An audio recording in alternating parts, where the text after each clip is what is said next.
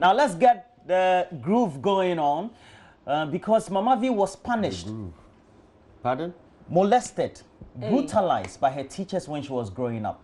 Oh. That's why her temperament, her behavior, her character is the way it is. And we want to prevent other young character assassination. We want to prevent other young people from being now brutalized, molested. See what you did to me the other day. But did either of you get lashes from your teachers? Oh, plenty. I did. My maths teacher. I went to one of the cluster of schools in Ashaiman. And I did as well. Done someone for Charlie, now they hit me too much. You know this corporal punishment thing? It's really got a lot of people talking. A lot of people talking. Yeah. And I'm still in the middle as to. There are so many people of our generation who say, well, cool. I was beaten and I turned out fine. But when we say turned out fine, what do we mean? You know, and you're saying that even though we turn out the way we are, we could have been better. Yeah. I mean, I could have been better.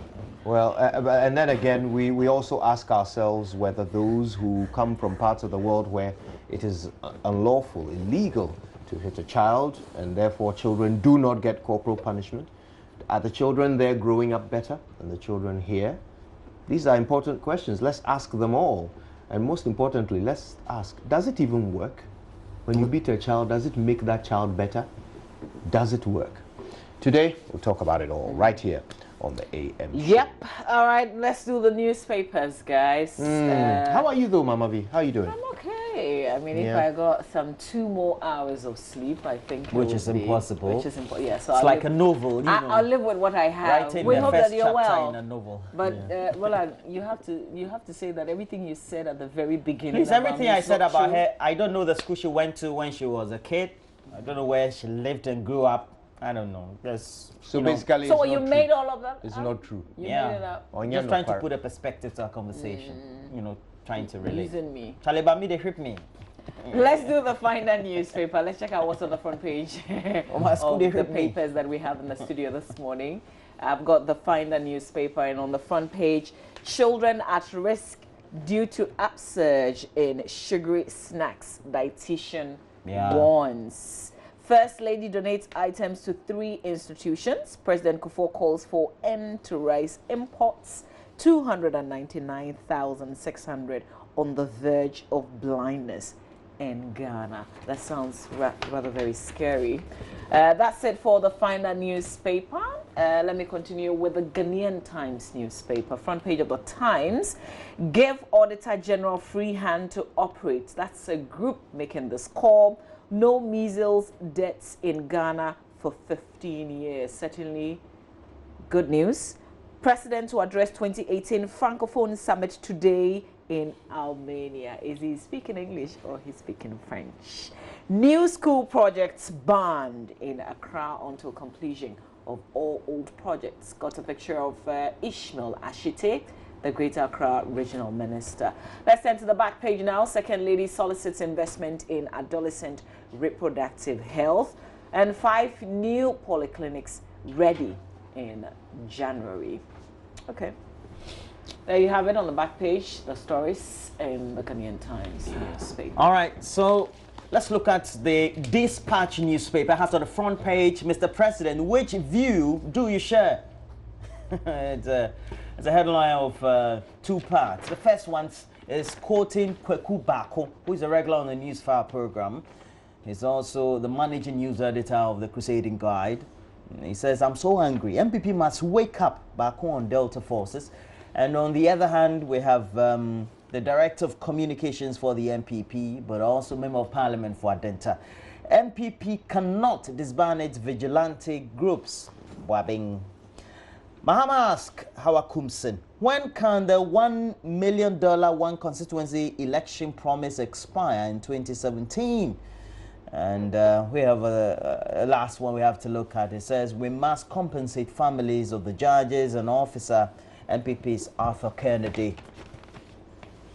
Okay, I agree in many perspectives. But let's look at the Daily Graphic newspaper. Before the close of the news day, yesterday was all over. Disaster at Accra Mall. 3 injured, property damaged. I went to the mall just about 30 minutes before then. So, yeah, usually I have to pass through there before get there.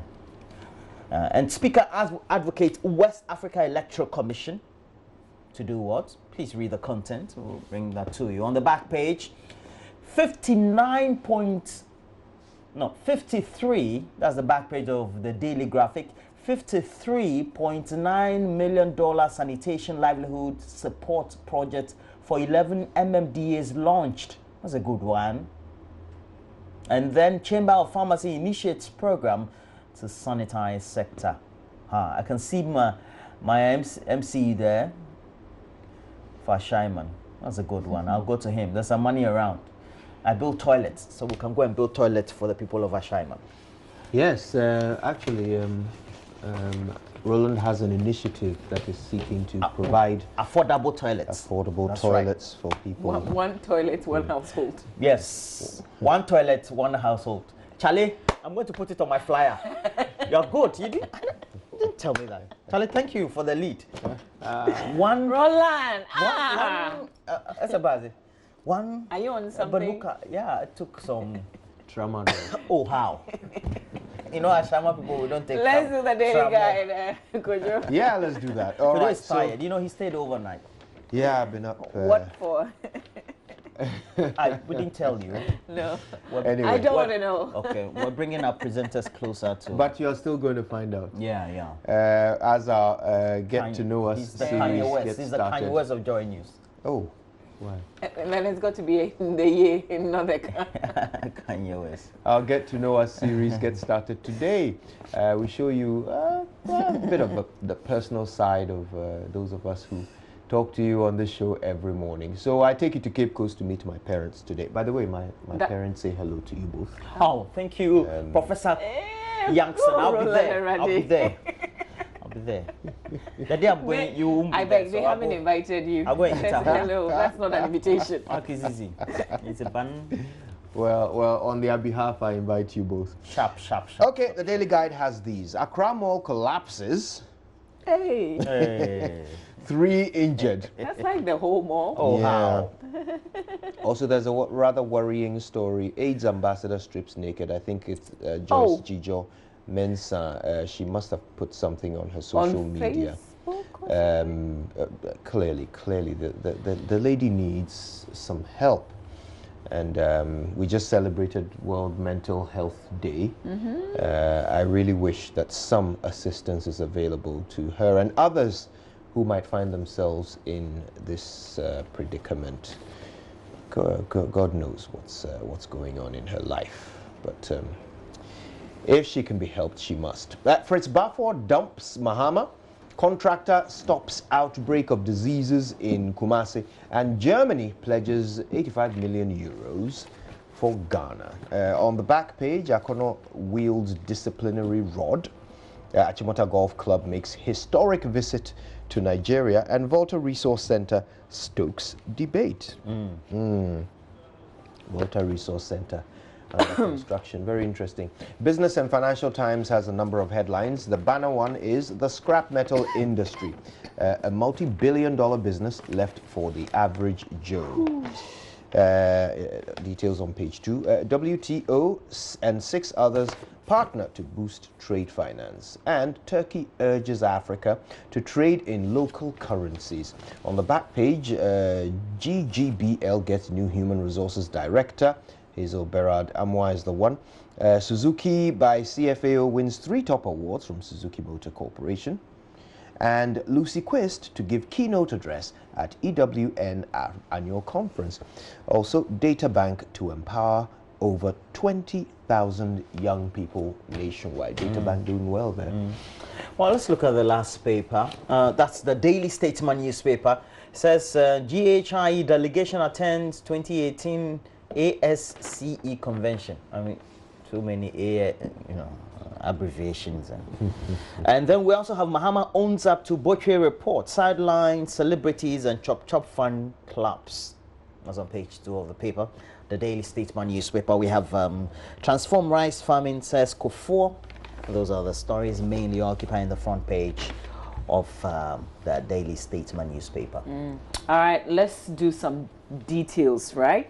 I want to do this one in the final newspaper, and I want to ask you as a parent, what have you packed for your child this morning to take to school by way of snacks?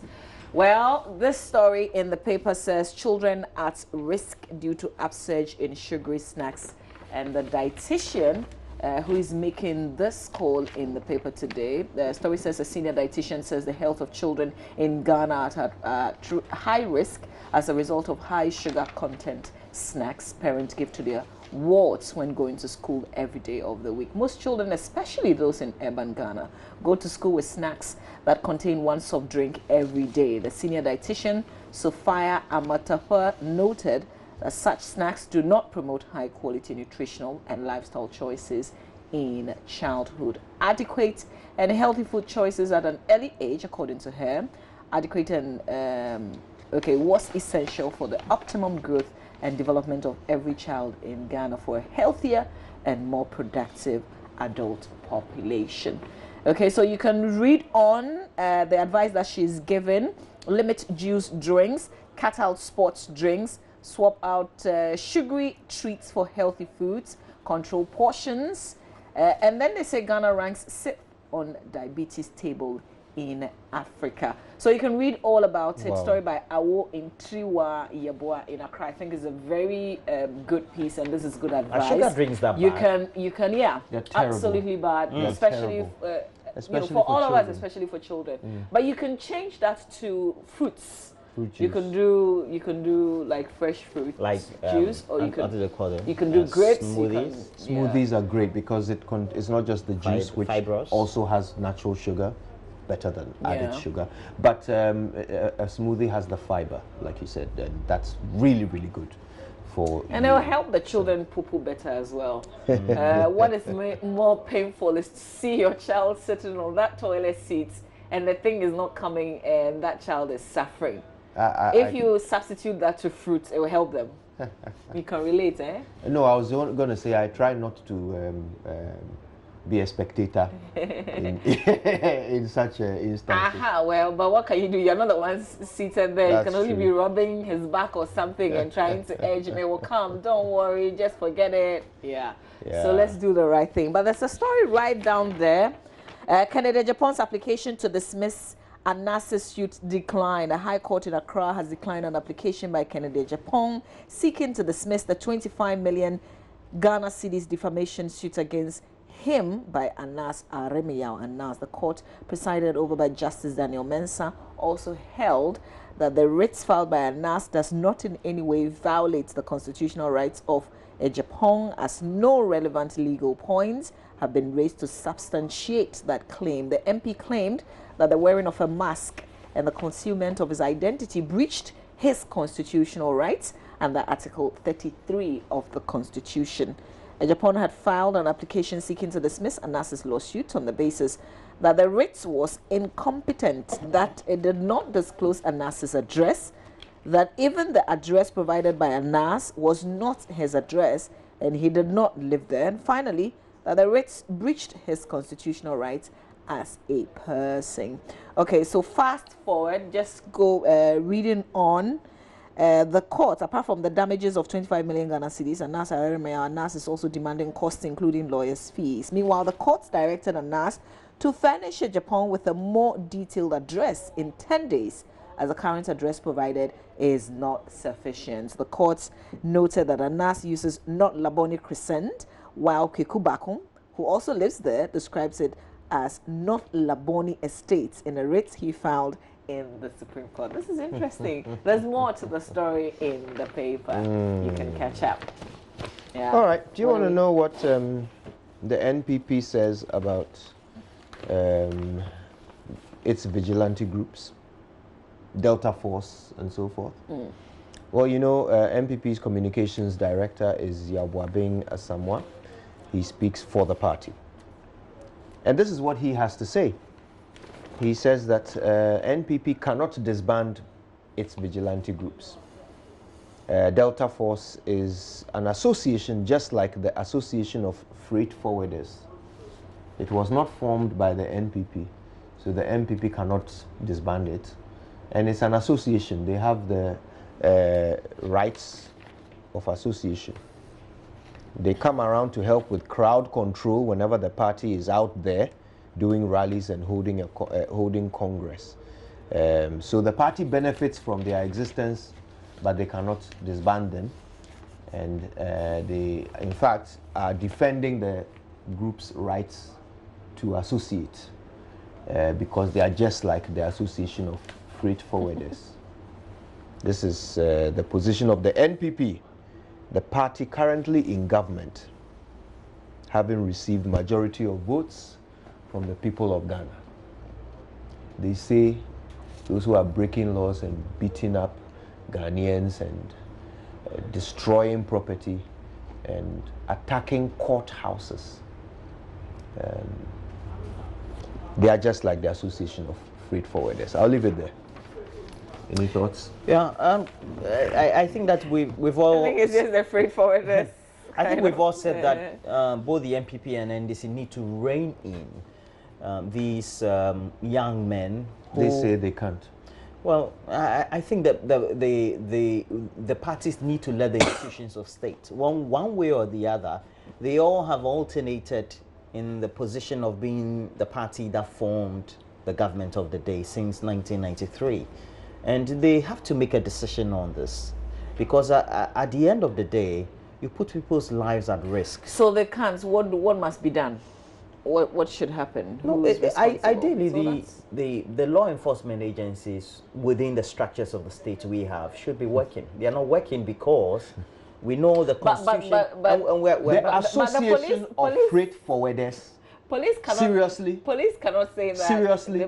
And you see, this is what. Oh no, I'm sorry. I think I must comment. This is what concerns me most. This man is speaking on behalf of a political party. He's not speaking on his own behalf. But, you know, in his other job, he is also a member of parliament, a representative of Ghanaians. In fact, I think it's Adenta that he represents. Okay, and he's saying that a group that have been committing crimes should be left alone because they are like the Association of Freight Forwarders. And he is seeking to dissociate the political party from the group that formed for no other reason than the political party. You see, for me, when you do this, what you're doing is you're telling Ghanaians that we are idiots. That's what you're saying. You're saying that, yes, we will benefit from these macho men. They will do our bidding and, you know, save seats for us at rallies and, you know, protect us at rallies, and we will pay them. And when they go and attack courts, we will say we can't help you. It's a shame, isn't it?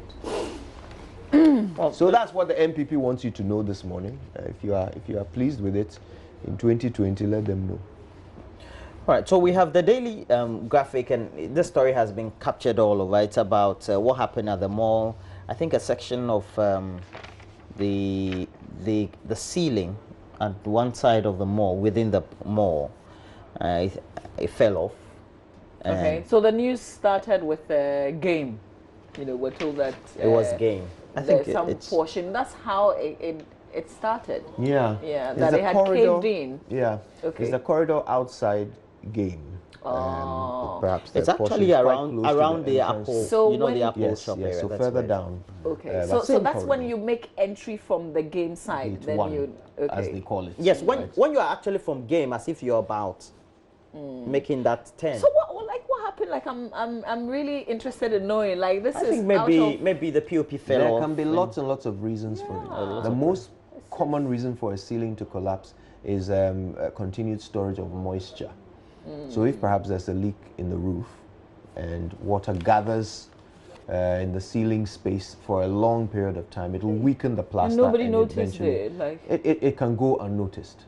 If nobody is going up there to do maintenance, it can go unnoticed for a long time. So we know that 3 people... But I'm not saying that is what happened here. Yeah, 3 people were injured in this. Yeah, Thank God they say this was not like serious injuries that they picked up. But I think that we're just grateful because this is a place that a lot of people patronize, and it could have been more disastrous. Yes, yes. than- We're told three people got injured. Yeah, But and the news- unfortunately, there's a clinic right there at the mall. So. Yeah. But the newspapers are quite enthusiastic with the headline. Accra Mall collapses. Daily Guide says Accra Mall collapses. 3 injured. Yeah. Okay, so can I do one more in the Ghanaian Times, Yes. if we have time? The public, this is from page 18, the Ghanaian Times newspaper, but the headline is on the front page as well. The Public Financial Management Network Ghana, a network of 49 civil society organizations operating across the 10 regions of Ghana, have appealed to government to give the Auditor General, Daniel Domolovo, the free hand to operate. The group, which exists to create awareness and deepen citizens' knowledge in public financial management information, aimed at ensuring transparent management of public resources at the national, sub-national levels, and any political interference in the... Hey, I think I've made something up. Any political interference in the operations of the Auditor General's Department would not serve the interests of the nation. So the appeal was contained in a statement issued and signed by the Upper East Regional Convener of PFM Network, Melton Agbarenga, and copied to the Ghanaian Times on Thursday. So this is what? just... I didn't hear that part. Agbarenga? Okay. Yeah. So adding to the many voices perhaps you've heard already on this issue of Mr. Domolovo and how his work should be independent of the board chair in particular. So, yeah. All right, any other stories? It's a pretty difficult situation. When you have What's that one on the back? The second lady? What You were there? She done? Were you there? I don't know the So story. story What's it says about? Mrs. Samira Baumia has called for investment in adolescent reproductive health, Okay, since it was a key component in empowering the girl child's economic and social status. She said such an investment will not only ultimately lead to the prevention of early pregnancies, a major contributor to maternal and child mortality, but also creates the opportunity for the adolescent, especially the girl child, to focus on their education. All right. Was this yesterday? I think there was a This was the the launch occasion. of a strategic A plan by skilled the... girl force, that was the theme. So yesterday was the International Day of the Girl Child. The Ministry of Gender, Children and Social Protection launched a document. I think it's a strategic plan for the next 4 So years. that's what she was speaking. And oh, I see. Okay, that makes sense. All right, let's go through the online portals, and we have a couple of stories. Yeah, what's going on my Joy Online? Ekufuado disturbed by Accra Mall accident. The ceiling collapse disturbed him. There's a video of a father peeved as his 4-year-old daughter sustains severe wounds from teachers' canes. You know, it's not just a corporal punishment thing, but it's the age of the child as well. Kindergarten child. First of all, why are you giving homework to him? Charlie, the mass in me anyway, we'll talk about it later. They gave homework to a 4-year-old. The 4-year-old didn't do it herself, and she gets caned for it. A 4-year-old. A 4-year-old. Would I be too extreme if I called for the teacher to be arrested? Would that be extreme? If the father had taken the action, then the police need to. Yeah, I think what I said. Yeah, I said yesterday that the he father needed needs to to make go to the police, make a report to the police. I think that's the whole. Yeah. Unbelievable, unbelievable. All right, what And else they is will- on my they will- Joy Because the Online police dot com? cannot wake up. So and I think ask. it has to go to DOFSU. Yes. That's it. Yeah. You have to decide whether. Power agreements, the minority rebuts Ekufuado's $7 billion savings claim. I certainly want the detail. I'm not saying it's not true, but I do want to see the detail. I don't think we should just sit around and be told we've saved $7 billion and we all say thank you. This is the argument that I've heard from people close to the energy ministry and the decision by government for doing that. For all the time that we've signed these agreements and then they've not been activated, it's costing us. And so government has to make a choice. It's a catch-22 situation. You still give them some minimal amount of payment each year till the time that they activate these agreements, or do you abrogate them? So show us, which ones did you abrogate How much were they costing us? How do you work it up to 7 billion? So we all see how you've saved us 7 billion that money. Yeah. Let's just have a look at the detail. That's all. That's all. That's all we're saying. Oh yes, UNCTAD admits it made an error. Baumia's spokesperson alleges. And I think this is probably Dr. Gideon Boako. He is the spokesperson for Dr. Baumia. And he's saying that a list that suggests Ghana sent the biggest delegation to the UNCTAD conference in Geneva is not accurate. So I think what they are trying to correct here is that the 21 people on that list did not all go to the conference. But I wonder if that is what Ghanaians are questioning. I thought Ghanaians were questioning the size of the delegation that traveled to Geneva with the vice president. I'm told, based on correction, it's 16 people who went to, who actually went. You know, so people are asking questions. And especially if they didn't go for the conference, what did they go for? You know, when you go for the trade conference, there are other side discussions you can have with ministers and other delegation members from other countries, etc. And basically that was, I'm sure that's why we have economic advisors, and sometimes you have trade people or officers who go and try to negotiate on behalf of the country various level agreements in various sectors. That's it. Sometimes we have to give government a slack, cut the slack a bit. Yeah, but still, government should never stop explaining itself to us.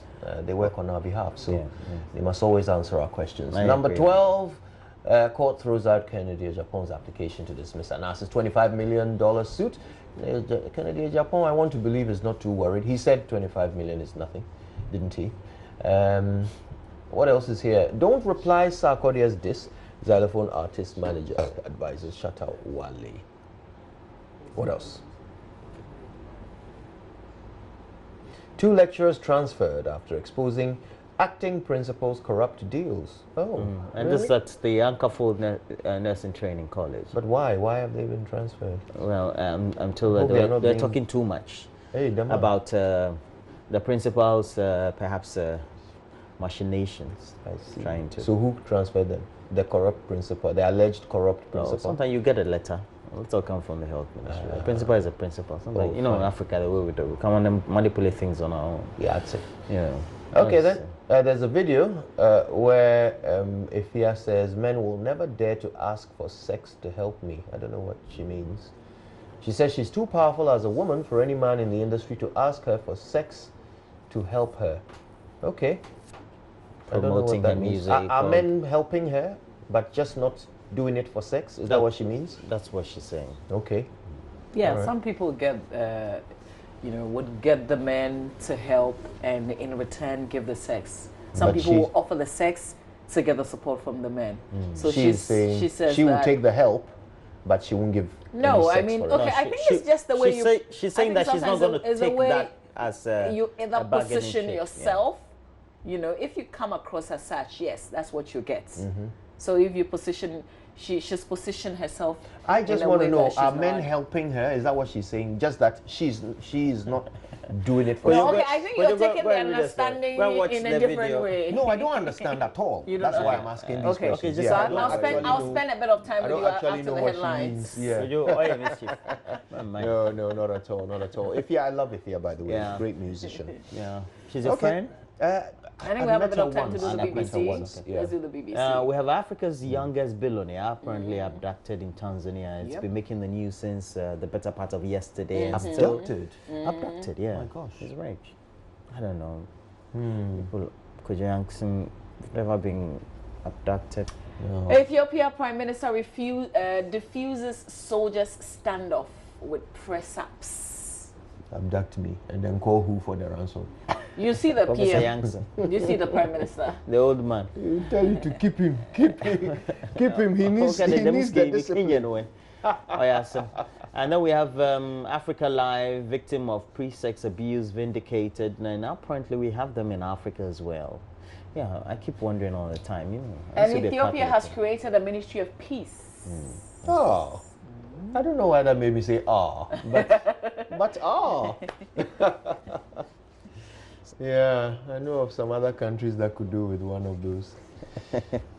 Okay, well, that was Good stuff. All right, so if you're interested in any of the stories that you've heard us review, you can grab the newspapers, go to myjoyonline.com or visit the BBC. I want to say good morning to Sefi, who's watching and do you know right Sam now. Amegaibo? Yes. Yeah, who works with the Ghana Real Estate Development. Apparently, they're having the Greater 30th Anniversary Public Lecture. Yeah. It's going to... He should bring us some small money. We'll give him a lot of it. Yeah, it's going to be on the theme 30 years of housing the people, celebrating successes and fortune. No, he hasn't. Mr. Amagaibo, he wants some of the cash. Roland is doing it so well. I'm wondering The event is on the 16th. Please, let's say bring us some money. We'll do some nice packages. Some cash. Okay. Great, that's solid. All right, okay, so sports is coming up next, and of course we're talking about corporal punishment today. Can you imagine 4-year-old Mr. child Amagaibo is laughing. He says that he's taking lashes from her teacher? What would you do as a parent Indeed, if it indeed. happened to you? And also you get to meet my parents and 2 of my oldest friends in corporal punishment today. Good morning to Mr. Robert Coleman. I hope you're doing great. Mr. Robert Coleman is the chief executive for Wembley Sports Complex. You One become like the constituency, supplier. Stay with us. one We've got sports coming your way. There's a lot of talk about the African qualifiers. We don't know where we are as in Ghana, but we certainly know where Cameroon is. Stay with us. There's more in sports.